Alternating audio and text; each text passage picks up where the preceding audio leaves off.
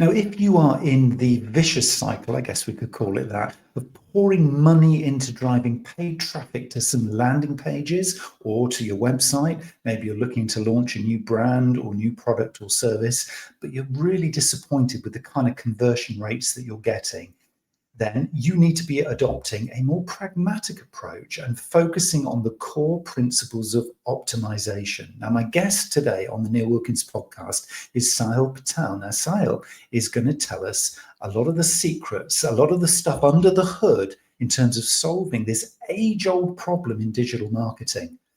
Sahil is the CEO of Spiralyze and knows a thing or two about A/B testing and more. So I am really excited to go deep into this conversation. Sahil, welcome to the podcast. Neil, thank you for that warm welcome. I should take you everywhere I go. Maybe you could just like announce me when I walk into a cocktail party or a bar. It feels so good. You like that, did you? You liked it? Who wouldn't? You did a great job. Thanks for having me. Thank you. No, it's an absolute pleasure to have you. I know you're a very busy guy. You're doing podcasts and blogging and work with clients and kind of real kind of proper thought leadership on this topic. And there's a lot of people who talk a good game, on this topic of optimization and digital and more generally. But people who actually really get under the hood of the detail in terms of the evidence, doing the testing, doing the hard yards. I mean, these are people who are hard to come by. So, when we were connected, I thought, aha, Sahil is going to be able to really kind of uncover some magic here, because I know a lot of people listening to this are facing the same problems and challenges that I have and my clients have in terms of really kind of understanding what is going on here. But what is it that we're kind of missing the point in? Because a lot of us are getting this wrong, aren't we? Yes. I think there's, especially in the B2B world, which is what we focus on. Look, I think you probably know how hard it is to get traffic just to get to your website or your landing page. That part's really hard. It's even harder to then get it to convert. And there's a lot of guessing. That's in the B2B world, that's the state of things. Maybe a great, think about it if you went, Neil, to your general practitioner and she or he said, "Oh, Neil, I've got you've got a cold, here's some medicine." He said, "Oh, what is this? I've never heard of it." And they said, "Oh yeah, it's good stuff. My neighbor used it and it worked for her." You might have some questions. You might say like, "Okay, do they, like, your neighbor, they have the same symptoms as me? Are they like, is the dosage right? Like, are they the same height, weight that I am? Like, and it worked for your neighbor, like, please tell me like you've got something that tells me it's worked for more than that." And I said, "No, it worked for my neighbor. It'll work for you. Just take some." That's what a lot of people are doing with their websites. It's a lot of anecdotes. It's a lot of guesswork. It's a lot of, well, my competitor does this, so I should do it too. And if you were to contrast that with a different conversation, and your GP said, "Well, got this medicine. We put it through a drug trial. Half of the audience, half of our participants got the placebo, half got this. Here is 30% of the time they got better in 5 days. By the way, we made sure that we tested on men, women, young people, old people. We've developed a dosage that we know works for people in your demographic." I don't know about you, but I think there's one of those I would much rather take, and there's one of those I would be very skeptical of. Isn't it fascinating that we're all working to that kind of, here's the textbook model that just gives you that one, as you say, that one dose, and we're just relying on something that is just, well, it's hot air, isn't it, really? I love that idea of it's down to the demographic of you, and I think that's really interesting, because this whole kind of segmentation, whether it is market sector or whether it is industry or whether it is organization size or profile like you, that's at least starting this journey down to, okay, it's beginning to become relevant to me, isn't it? I mean, how deep do we have to go with that? Is it literally that there are an infinite number of versions of this, or can we learn from almost sort of best practice across a number that are similar to us? Well, I think you absolutely can learn from best practice of companies that are similar to you. I think the key is know that when you're doing it based on what's really a dressed up anecdote, and by the way, there's nothing wrong with sometimes doing it. Sometimes that's better than nothing. Okay? At least knowing that someone else did it, it's better than just kind of making shit up. But an even better way is if you can say, look, there's 10 companies that have all tried this and they converge on an answer. That doesn't mean you should copy it, but it means that it's a good starting point. Now, what's interesting that is kind of feels a bit more confidence building then, doesn't it? it At least is. you're starting with something that kind of gives you that feeling of like, okay, I'm relatively safe here. And by the way, it turns out, share a little bit of conversion rate optimization data here, geek out for a moment. It's 3 times more likely to work. When I say work, if you do an A/B test and you kind of measure the difference of showing something and not showing it, you randomly split the traffic. It's the gold standard for conversion rate optimization, blinded A/B test. It's 3 times more likely to work if it's already been tested by other companies like you. But that's plural, companies, not one. And it's been tested, not, oh, we did it before and after, or yeah, we tried it and it seemed like everything got better after we tried it. So yeah, we assume it worked. They actually A/B tested 3 times. Think about how much better that would be in life. There's just so few things where you can get 3 times better results by doing it. And That's I'll share some encouraging. examples, but it's an incredibly powerful way to make your website. Everyone's website should be your number one sales rep. And so when it kind of, we talk about landing pages and websites in the introduction, I use those terms and just almost like as throwaway terms. Are we talking the same thing here? Is there a difference between kind of, let's call it your stock website, so the stuff that it's not really going to change that often, it is your company profile, it is the product pages, it's et cetera about the business, and then the landing pages, which are very often quite campaign specific. So they might be time bound, they might be sector specific, or they might be really, really hyper personalized. Do we take the same kind of A/B approach with both of those kind of styles of page? I mean, does it work anywhere? So this may sound surprising, but I would say yes, you should. You should be, the best companies are continuously A/B testing all of their web pages, landing pages, home pages, product pages. If you're an e-commerce company, your shopping cart, that add to cart and the checkout process. If you're B2B, typically what you're trying to get people to do is to click that, talk to a sales rep, or start your free trial of the software. Okay. Now, landing pages, broadly for our audience, I would say landing pages can be anything where your desired audience finds you online. Okay, so if they click on an ad on Facebook or Meta, and it takes them to a page with more information about you, that's a landing page. Now, very sophisticated companies are spinning up, just like you described, campaign-specific pages. They're time-bound. They're very tailored to the promise in the ad.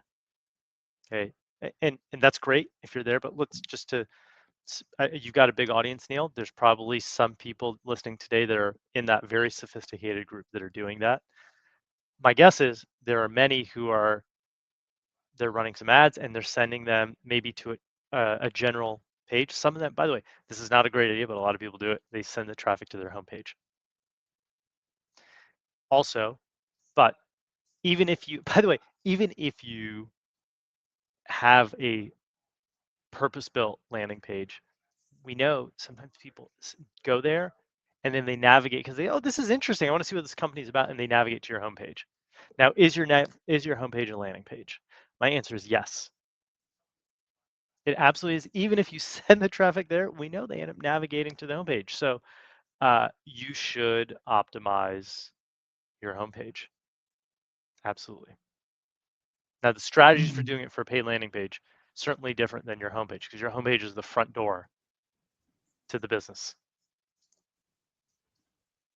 That's an interesting point that you make there, that even if I've got this landing page, which often landing pages, particularly campaign ones, don't have the typical menu structure, for example, so they're not encouraging you to go deeper into the site. Actually, what they want you to do is click the button for the call to action, like you say, call They want or to speak to squeeze the you. sales rep or the agent. They do, yeah, absolutely. That's the point, isn't it? Is get that behavior.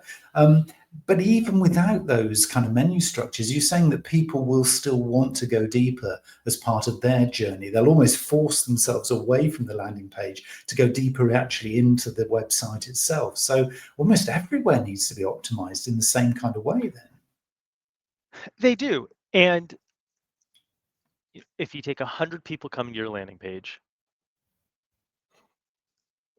maybe 20 to 25% are high intent.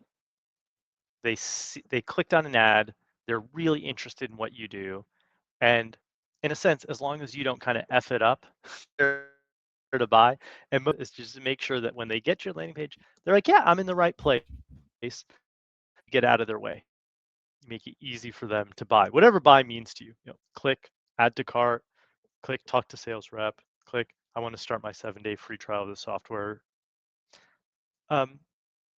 There's another 30 to 40% that are medium intent. They might be interested. They say they saw something that's grabbed their attention. You've got a good hook on the ad. Yeah.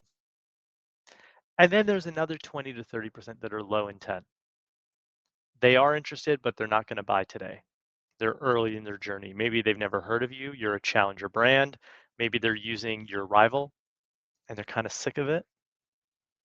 And they're like, I've just had about enough of my incumbent solution, and or my contract's coming up, or my running shoes are looking a little worse for the wear, and I'm ready to buy a new pair. Maybe not today, but soon. Okay. All of those, if you just optimize for the first, by the way, you should do that.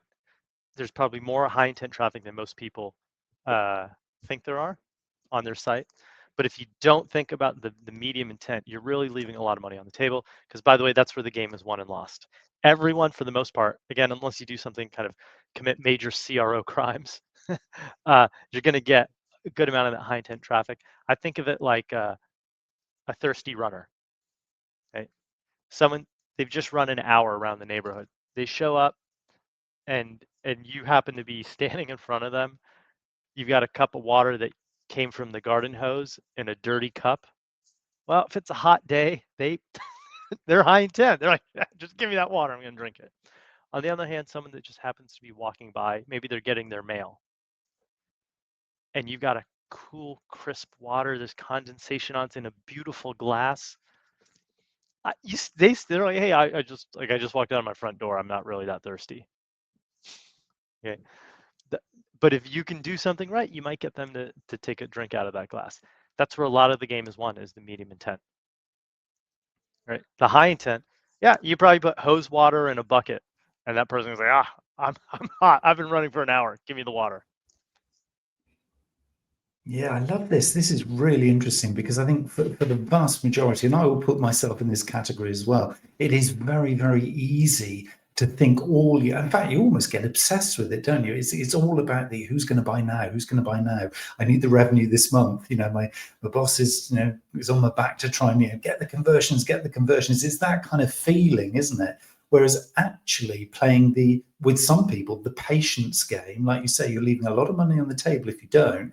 So with a fully optimized landing page, then, if we just kind of stick with that rather than the overall website, is it that we need then almost two courses of action, one for each of these audiences? Because one audience is ready, the other audience you're going to need to be a little bit more patient with. Do we then put two calls to action in, or am I kind of simplifying this too much? Well, you could. You could. Now let's talk landing pages. Let's be a little bit more specific. If it's a paid landing page, what we have seen, the data that works best is at the top of the page. And by the way, for most of our customers, at least half the traffic will never scroll past the top of the page. With marketers, we call that the hero section of the page. that part that's above the fold. Most of the game is make sure they are in the right place.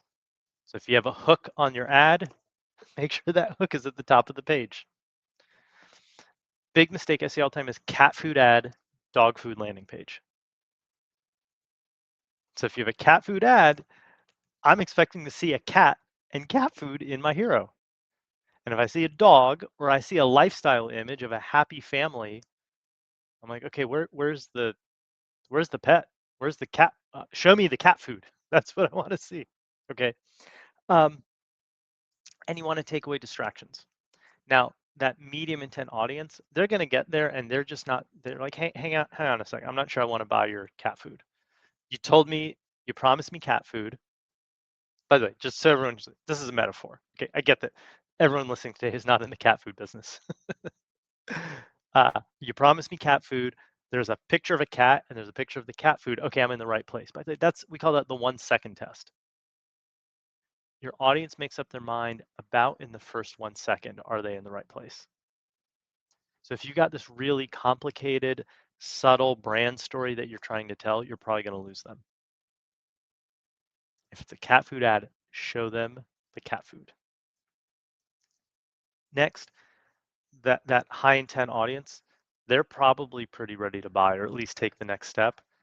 Big, bold, visible call to action. Great. Remove distractions.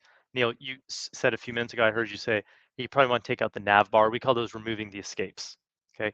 This is not the person that you want them to go navigate to the rest of your website and read about the story of the founder or the investor relations page or all those other distractions. Those are escape doors. They walk out one of those doors. They probably don't come back in.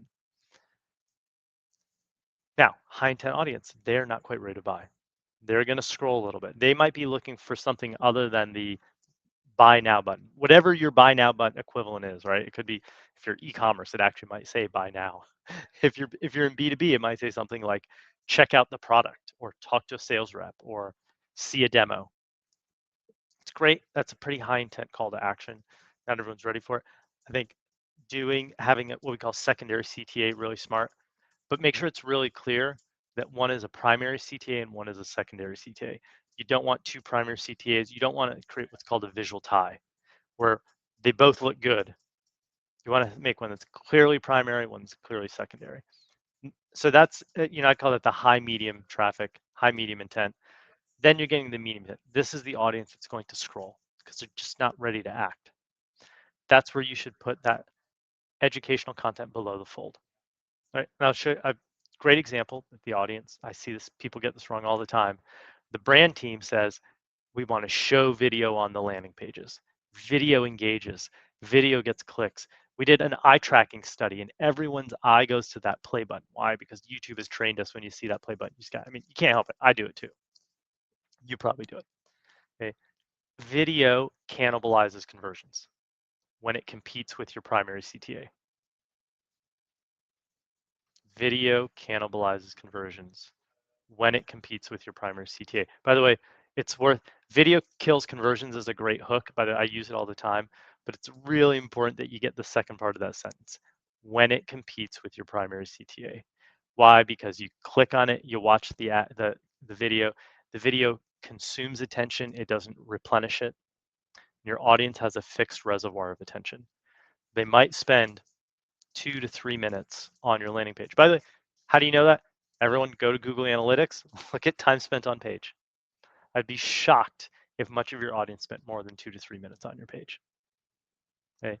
And you run a 1-minute video. Guess what? You just blew a minute of that reservoir on a video. It better be really freaking good. And videos aren't skimmable. It doesn't mean videos are bad.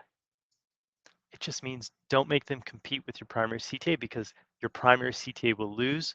And what you're doing is you're creating a distraction for your highest intent audience. Now, your medium and low intent audience, they're not ready to buy. They're going to scroll.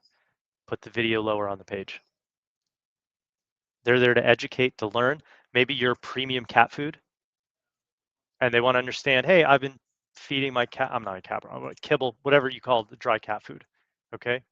and you're here premium, real meat, cat food, they probably want to understand what does that mean, why you're better. That video's for them. Put it in the second or third div on the page because they probably aren't ready to buy. They might. And by the way, at the end of the video, maybe you put a call to action that says, hey, are you ready to buy, or do you want to try a sample, or do you want to talk to someone about this? Do you want to see some social proof for the kind of people that buy our product?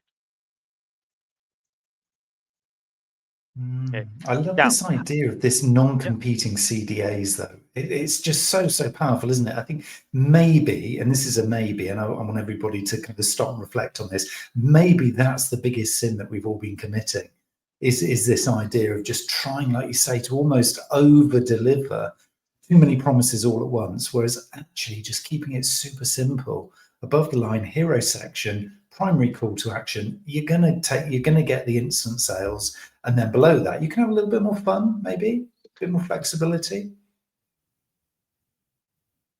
that's right. So, I mean, here, I love it. Is this the primary everyone listening can do as soon as they hear this that costs them nothing? And they'll get something out of it. Number one, the 1 second test. Take your landing page or your homepage. By the way, this is fun with your homepage. In a Chrome browser, right click and choose Google Translate and put it in a language that you and your friends don't speak. Okay, so if you're in North America and you're listening to this, or in the UK, I know you've got a big UK audience, probably most of your friends speak English. Choose something no one speaks, like Arabic, okay, or Urdu. I'm Hindi, pulling from my household, okay. Right click, put the whole landing page in another language. Show it to 5 people who don't speak that language. Ask them, what do you think this company does? You're not looking for something. Okay, no one's gonna say, like, oh, I think this is a HR tech for SMB that want to use a employer of record. Okay, no one's gonna be able to tell you that. Okay, but if they can even say something like, this looks like software, or B2B software, or it looks like they sell shoes. Okay, you're on the right track. You will be shocked how many people, 5 people, can't tell you what they do when you translate the copywriting. It's a signal that your copywriting is doing too much of the heavy lifting. Okay? And your brain processes images faster than words.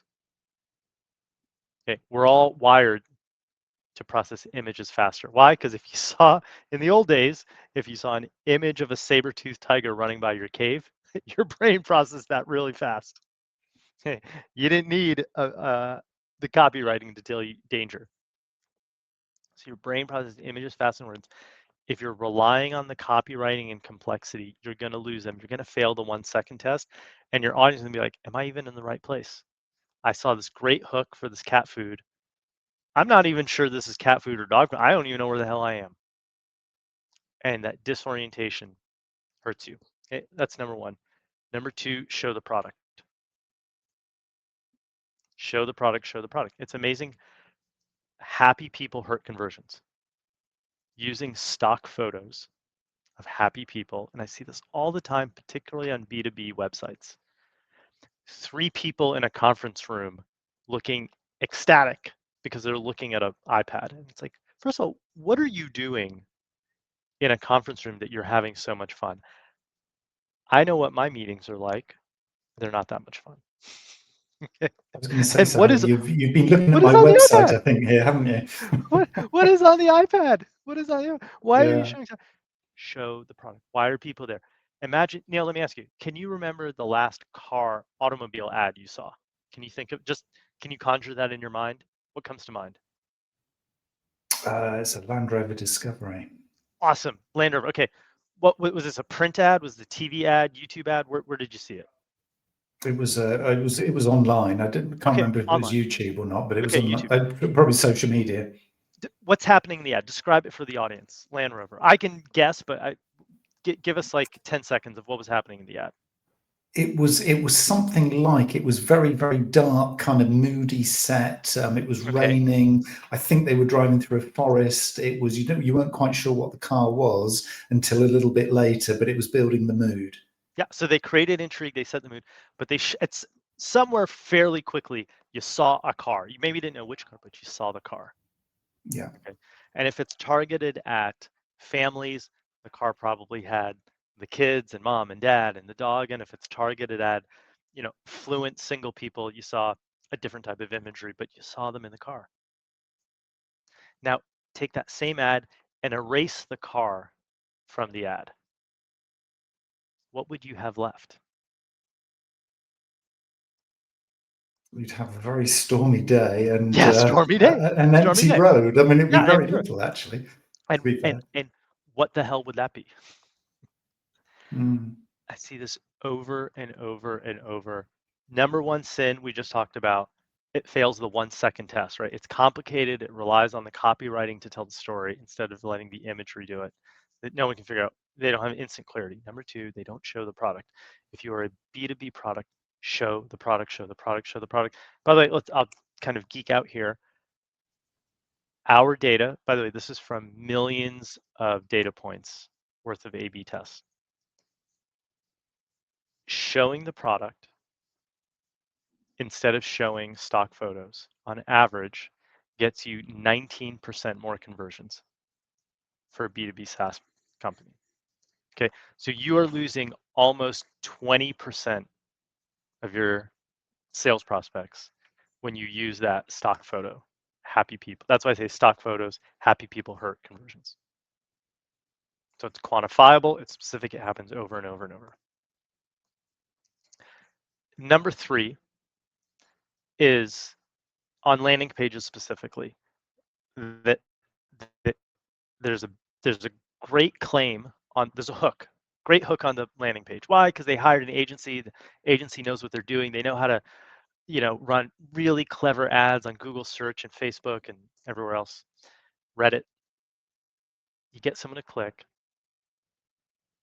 and that big claim is on the landing page. Great.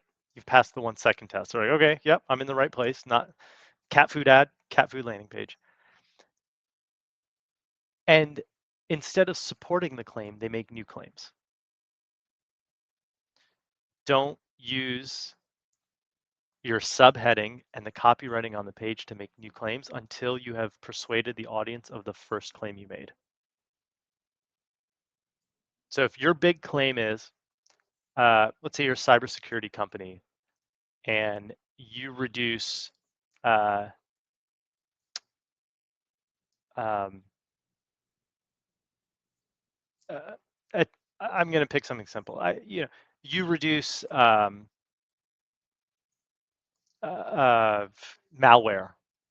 from reaching websites. Okay, and you have this big claim: 20% less malware. Great. That's a good hook. Okay, if you're an IS director and you see that and you go, oh, malware is a problem, you click on the ad, you go to the landing page, says 20% less malware. The copy then needs to make that 20% claim credible. Why?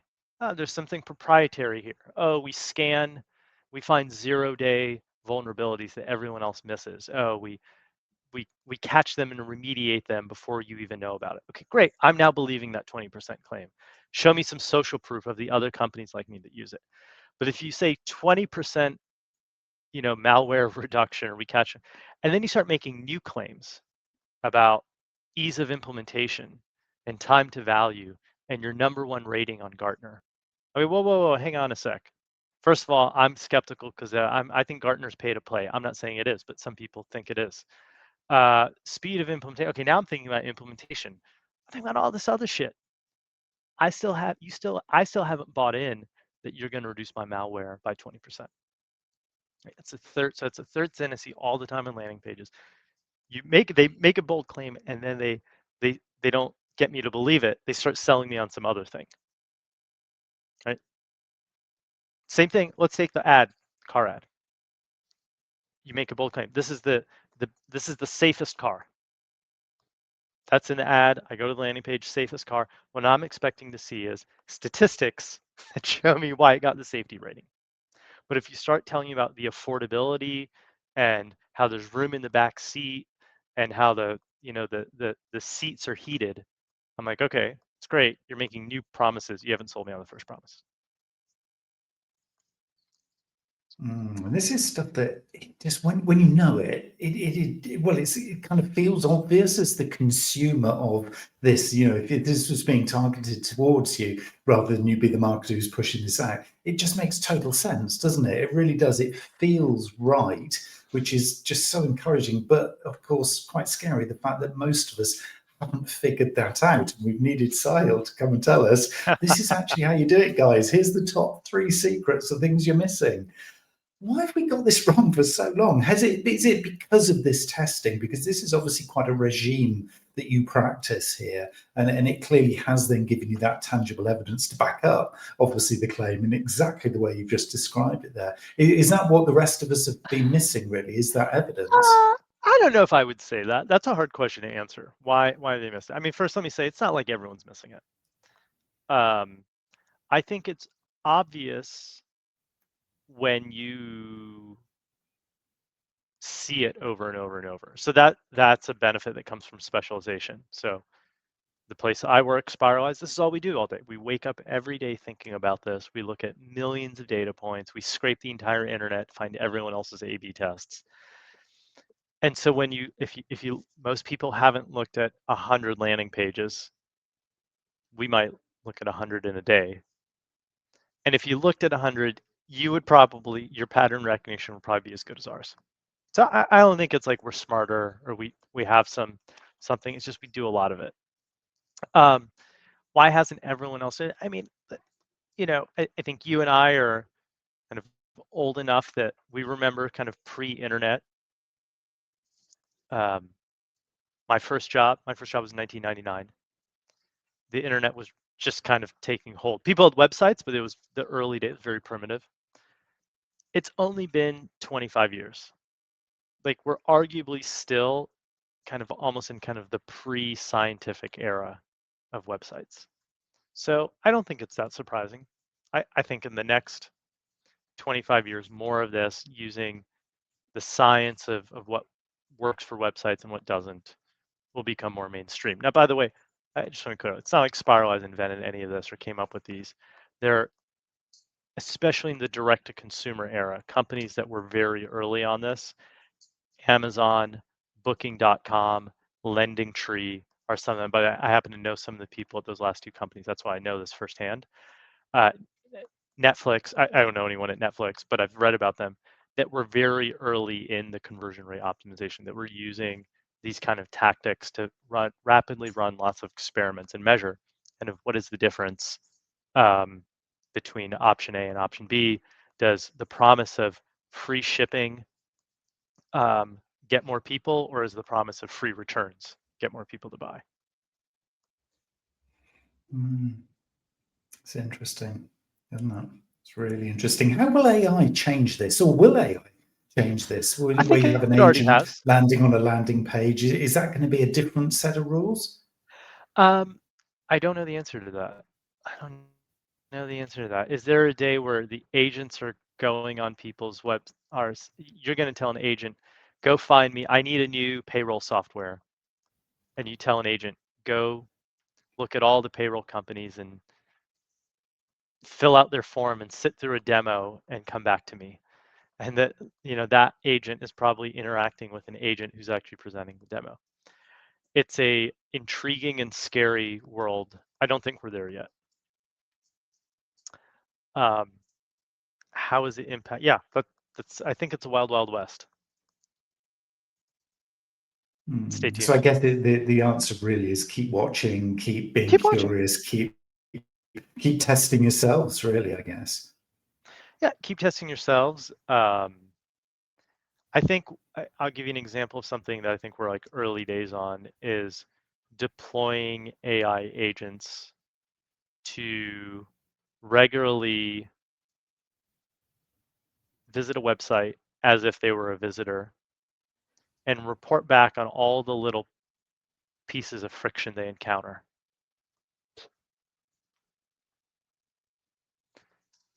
Humans are really bad at doing that.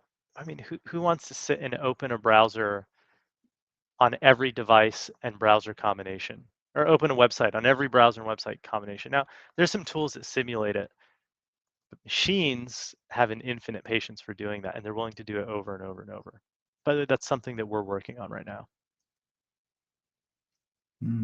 That's an interesting one, isn't it? And that will Yeah. help to uncover any of the little details that, we've talked here about the big three things you can do, but then within that, there's obviously the little detail. So yeah, that's a really fascinating one. I guess that's a kind of a level 2 or a next version of I think activity so. that people could do.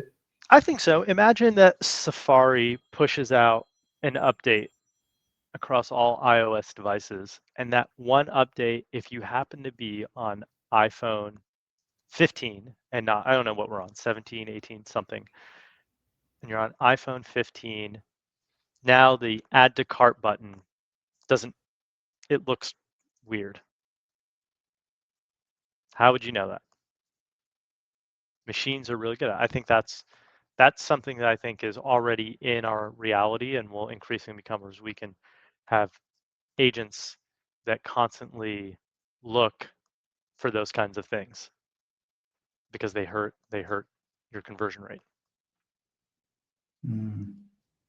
So everybody be curious, be accurate, challenge yourselves, and just be honest. Because a lot of this is clearly looking in the mirror and just saying, owning up to, yeah, we haven't done this. Yeah, we've tried to over deliver on the landing pages, or we've over optimized even. And okay, now we're going to follow Sahil's kind of guidance and tips here. If somebody wants to stay in touch with you or connect with you, because you produce a lot of content, don't you? You do a lot of writing in terms of thought leadership on these things. Where can people kind of connect with you? Where's the best place? I do write regularly. The best place to find me is on LinkedIn. So if anything you heard today was interesting, check. I post every day, 4 days a week, 7:30 a.m. Eastern time. Always in little bite-sized 60-second snippets. All thought leadership. Some of it's intended to just be funny, but always CRO related. And I think you'll find it interesting. And you might learn something too. Wonderful. Brilliant. I love it when things can be a little bit strategic, but also really practical. So I thank you, Sahil, for your kind of guidance here. I think a lot of us will be taking a good, long, hard look later today at our websites. Yeah, having that honest conversations with ourselves about could do better, must do better. Right, let's get those top 3 things, and we'll list those out actually in the description on this particular episode. Well, Neil, thank you. Sahil I really Patel, enjoyed thank being you here. so much really for your wisdom and Absolutely, this was energy great. today.